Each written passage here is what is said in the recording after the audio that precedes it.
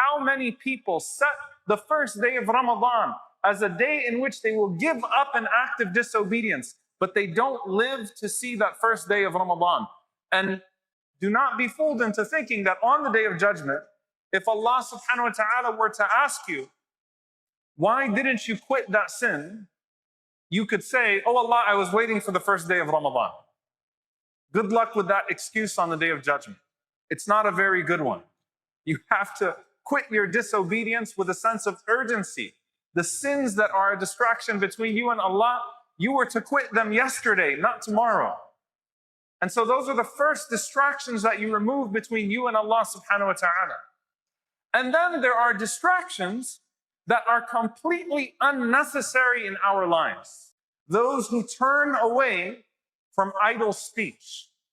And one of the ways that al-laghw, anil-laghwi mu'ridun, one of the ways that is defined is a distraction that carries no beneficial component to it whatsoever.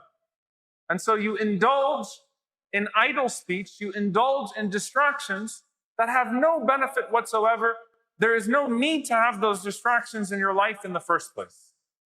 It's a worthless distraction. And if you indulge in that distraction for too long, you are inevitably going to fall into ma'asiyah. You're going to fall into the disobedience of Allah subhanahu wa ta'ala.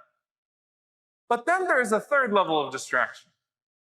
And these are distractions that emanate from necessary components of our lives. O you who believe, do not be diverted by your wealth and your children from Allah subhanahu wa ta'ala. Now, seeking wealth is part of our existence. It's a necessary component of who we are. Having families, having children, these are all part of the sunnah of the Prophet sallallahu. Allah subhanahu wa ta'ala is certainly not condemning the presence of those things in our lives. They're necessary parts of our lives. This is not an ummah of monks.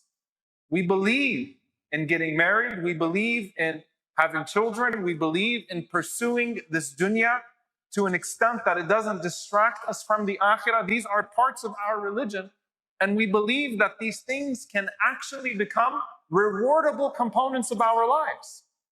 But Allah subhanahu wa ta'ala is teaching us, do not let the distracting component of these things in your life take you away from Allah subhanahu wa ta'ala.